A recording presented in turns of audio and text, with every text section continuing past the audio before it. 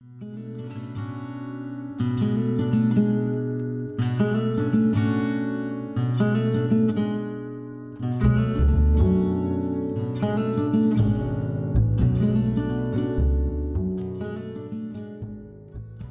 Rouanet, qui vit maintenant seule, dans le sud Aveyron, juste en dessous du Causse du Larzac, dans une terre argileuse, bonne pour certaines choses, moins bonne pour d'autres. Là, c'est mon lieu. Je l'ai choisi, puisque dans un couple, il faut aller dans un sens ou dans un autre. Je me suis dépaysée de la plaine du Languedoc où j'étais née, et maintenant, je peux affirmer que je suis d'ici. Moi, je trouve que j'ai toujours pensé que l'homme, en tant que race humaine, était le plus désarmé de tous les êtres qui vivent. Il n'a aucune défense naturelle. Mais il est intelligent, il cherche quoi ? Souvent son plaisir. Un plaisir qui peut être très dommageable quand il est trop sophistiqué. Et il cherche pas la continuation de la race. L'animal, lui, il pense à continuer l'espèce, pas l'homme. Voilà. Alors ça, c'est le point de départ pour moi de toute espèce de réflexion sur la nourriture. La nourriture, c'est en ce sens que je dis l'usage de nos sens en général use et a beaucoup usé la planète. Voilà. Maintenant, on a des terres qui n'en sont plus. Des terres qui sont des déserts de bactéries, on ne sait plus. On a des terres salées, on a des terres qu'on ne veut plus. On enlève les marécages, on supprime avec les marécages plein de choses. On a des nuisibles qu'on trouve, nous, nuisibles. Voilà, tout ça, c'est l'homme dévastateur de son propre environnement. Alors, qu'est-ce qu'il nous reste ? Il nous reste que comment apprendre à regarder autrement les choses. Je crois que c'est par le biais du bien-être, des choses simples, proches de soi, bien les peser, en se demandant toujours qu'il ne faut pas jeter, par exemple. Moi, je ne jette rien à la poubelle. Rien du tout. Le moindre reste, je le gardais dans un petit bol. Je fais comme ma mère, où on était un peu pauvre à la maison. Alors, les pauvres d'autrefois, ils ne jetaient rien. Une de mes plus grandes, éducations que j'ai faites, c'est ici, où, arrivé dans la ferme d'un cousin, il avait une belle ferme, c'était pas une ferme pauvre, et je lui dis, j'ai balayé là, après le repas, donne-moi une pelle à ordures. Elle a rigolé, elle a soulevé une lame du parquet, et elle m'a dit, là, c'est donné aux poules. Et j'ai dit, mais quand il te reste le moindre bout de gras, c'est soit pour le cochon, soit pour les chiens. Elle me dit, on n'a pas de boîte à ordures, on garde tout, le fer. Ils ont toujours gardé le fer. Il y a une façon d'user du monde en l'économisant. Et beaucoup d'agriculteurs étaient des artisans de l'hiver. Il y en avait qui rempaillaient les chaises, d'autres qui taillaient des tables. Elles n'étaient pas sophistiquées, mais ça tenait debout. Voilà, on a cet usage de la planète. On ne pense pas. À l'heure actuelle, on aurait peut-être besoin de recettes toutes simplettes, d'objets qu'on a oubliés, économiser l'électricité avec un presse-purée, par exemple. Moi, je l'ai gardé, mon presse-purée, parce que je m'en sers. Et maintenant, vous mettriez des graines de café à quelqu'un qui aurait oublié qu'on faisait tout ça avec des machines, il va être désemparé.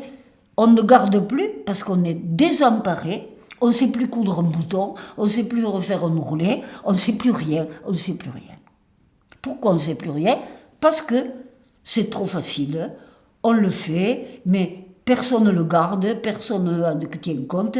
Plus ça va vite, mieux c'est pour aller vite faire autre chose de plus intéressant dans sa tête. Voilà.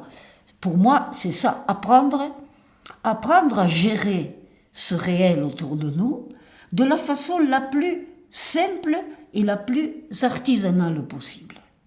Donc, par exemple, moi je vais vous faire des beignets de sardines, par exemple. J'ai mis ça au menu, mettons. Hein. Je prends une sardine, je l'ouvre dans le dos, j'enlève, surtout pas nettoyer le poisson. Alors, il faut les éponger, les poissons. Sinon, tu les détrempes et ils n'ont plus goût à rien. Bon, ce qu'on nous fait dans les poissonneries. Alors, moi, j'ai appris tout ça sur le tas aussi. Ma mère ne voulait pas que je cuisine. Elle me disait, étudie. Cuisiner, tu sauras toujours le faire. Tu apprendras. Voilà. Quand on nous a... Je me suis mariée en 1961.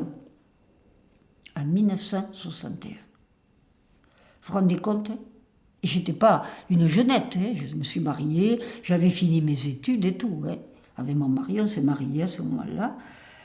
Et la première chose qu'il a faite, c'est de m'amener ici. Pas d'eau courante, pas de possibilité d'aller en chercher, à moins de descendre au fond du vallon, là, à pied, et de remonter avec les seaux pleins. Hein. Bon, tout ça. Et j'ai trouvé que cette simplification de la vie m'a rendu des services inimaginables. Inimaginables. D'économie de l'eau. Je continue maintenant avec un forage qui me donne je ne sais pas combien à l'heure. Je continue à économiser l'eau. Je garde les eaux de rinçage. À un moment, quand je voyais ma belle-mère tremper sa serpillière avec des bouts de salade, je disais, quand même, je rigolais un peu. Hein, voilà. J'ai appris sur le tas. Je ne savais rien faire, effectivement. Quand j'ai vu cette série de casseroles qu'on nous avait offertes, bon, j'ai dit, elle est pour moi. Et j'ai pris goût. J'ai pris goût à manipuler, j'ai pris goût à transformer. Il y a 50 façons, par exemple, de cuire. Tu peux cuire à la vapeur, tu peux cuire à la vapeur, bouillir, hein, dans un boule. Tu peux cuire avec un autocuiseur. Tu peux te servir de tout ça. Bon. Ici, je n'avais pas la possibilité. Et j'ai fait avec ce que j'avais ici sous la main. Et je m'en suis très bien servi, très bien sorti. Et je pense qu'on peut apprendre parce que le résultat de tout ça, c'est la cuisine populaire. Je n'ai que faire de la cuisine des riches. Ils ont toujours mangé autre chose que moi. Alors, ils veulent les nourritures rares, hein, celles qui viennent du bout du monde, les fruits exotiques. C'est la mode d'ailleurs, et même chez les autres. Ça vient. Ils veulent des céréales qu'on ne connaît plus, hein, des blés complets, des choses comme ça. Moi, ça ne m'intéresse pas. Hein. Voilà. Je cuisine autrement. Je cuisine avec une économie énorme en me contentant des graines que j'ai autour de moi, des haricots secs que je peux cueillir. J'achète tous les ans en vrac des haricots tarbés en coque, dans leur... je les égrène, si vous voulez, j'égrène, et ça je fais des petits sachets, et je les mets. Maintenant j'ai un congélateur, je suis restée jusqu'à ces dernières années sans congélateur. Voilà, je me faisais sans. Je gardais dans des petits paquets. Hein. Vous savez ce qu'ils faisaient autrefois?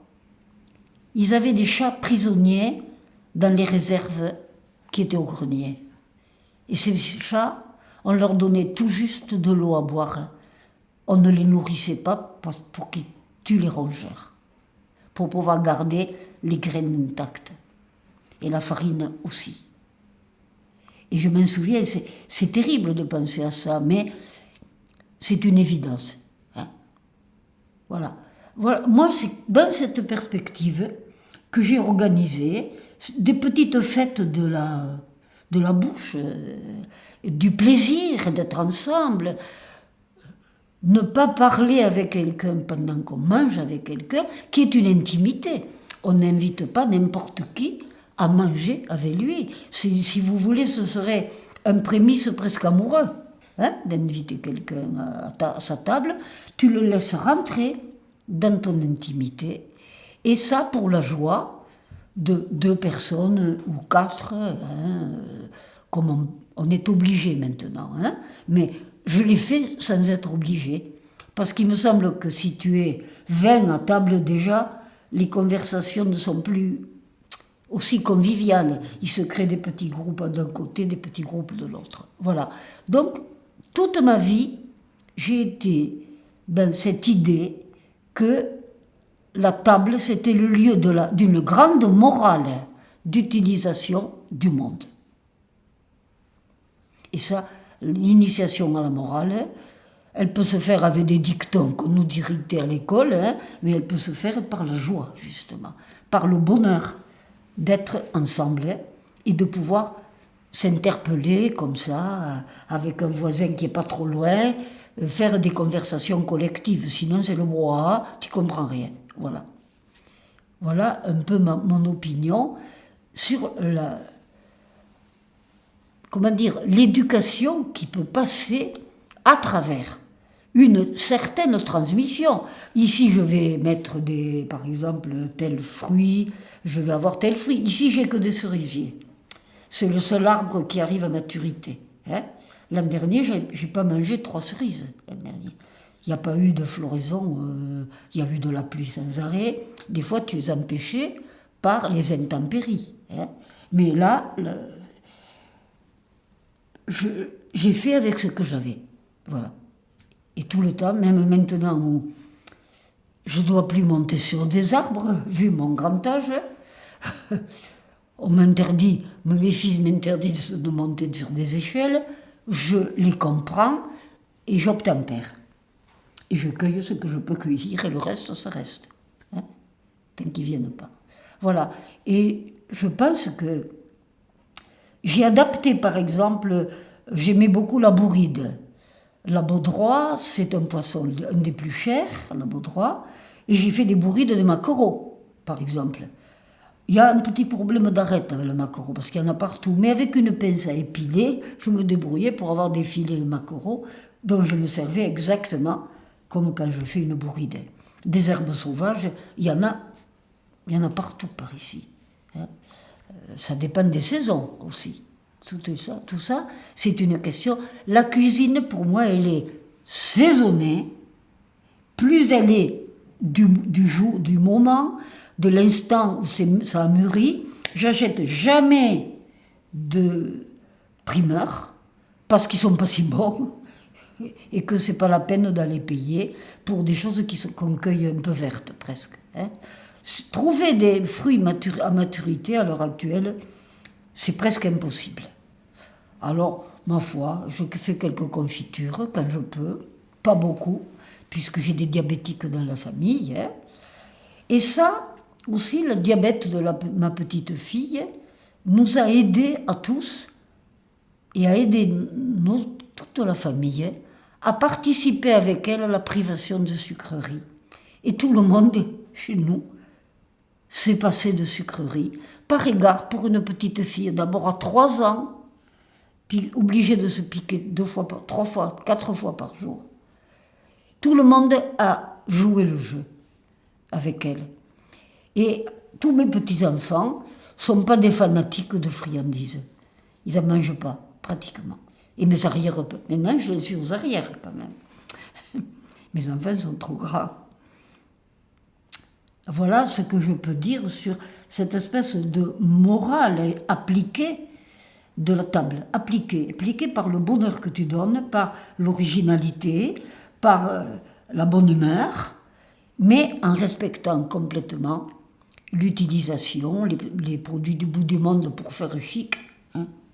Alors on a trouvé une solution, parce que Les pauvres, ils veulent manger comme les riches. Alors il y a le foie gras des riches et le foie gras des pauvres, vous comprenez?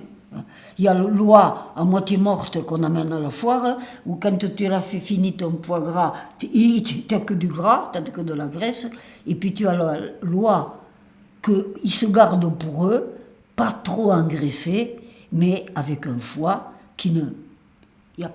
J'en ai ouvert une petite boîte l'autre jour. J'ai pas eu 4 gouttes de gras dans ce foie gras. Rien du tout. Il avait cuit dans un bocal et il est sorti intact. Parce que ça dépend comment on fait. Alors on fait le foie gras pour les couillons, là, les pauvres. La pire il ne faut pas de grippe aviaire. Alors on gave les bêtes de façon absolument...